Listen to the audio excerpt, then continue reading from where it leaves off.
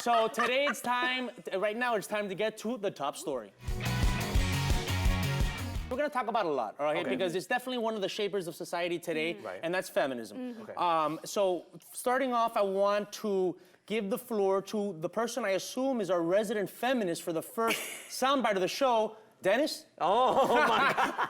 I'm just kidding, no. I don't really consider myself a feminist. In the meantime, I'm like, yay! Yeah. No, you know what, Nelly, seriously, as the woman, can you start off, what do you think is the current state of feminism? Oh, God. There's so many issues. I mean, first of all, I think some women, like the radical ones, girls, you got it all wrong. You know why? We're talking about inclusiveness, more power to the women. Again, the way you give your message across, it's not gonna work if you're just trying to isolate yourself. You know, especially from men. So it requires everybody's participation to, you know, improve women's social rights and things like that. So I just think radicalism is just too much. Sometimes it can be too much of a good thing. Go ahead, Dennis. How are they isolating themselves from men? Are they going into an igloo or something? Where are these women going? I'm gonna tell you how. Well, there's one part of feminism that actually wants to separate from men, and it's mostly lesbians, and you can look it up. And actually, you know, they're just super, super critical, and it's just a radical. Pues qué bueno que se vayan las lesbianas para que yo me quede con todos los machos. No. you know, I'm gonna put this in the context. That's funny. I'm gonna put this in the context of what I think happens to a lot of activist movements. Okay, a lot of them start off as righteous. I mean, feminism was needed. It's justified, and we still need it today. You know, women need to be empowered, and they need to have equal opportunities. Equal pay. Yeah, all that. But I think that with a lot of activism, okay, like Black Lives Matter, or even on the right, conservative people, pro-America nationalists, that it attracts people who are just kind of angry.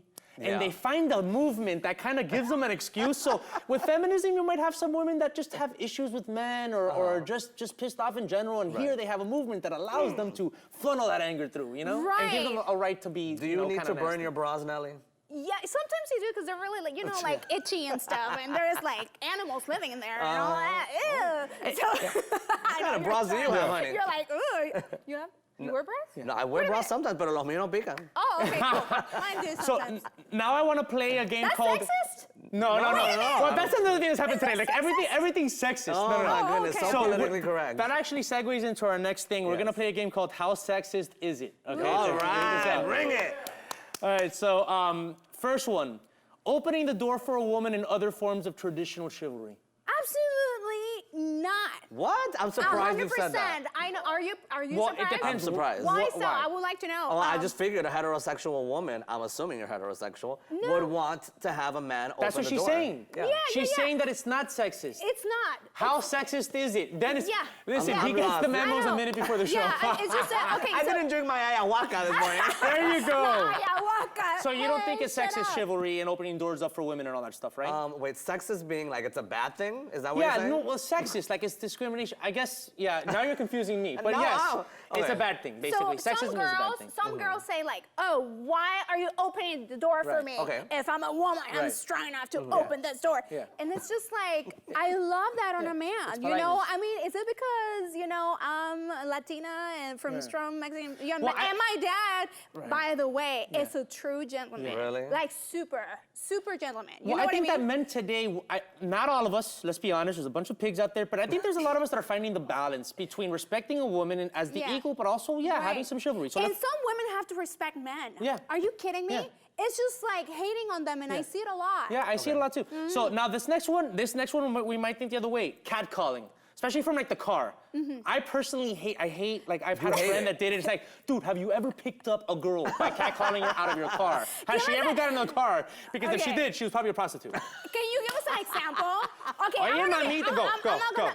I'm gonna be walking, okay? So here we go. Go, you're walking this way? Okay, so I'm walking that way. Oye, mamita, ¿qué hace después, Tina? Oye, qué linda. So what's the reaction there? The woman should what? Run.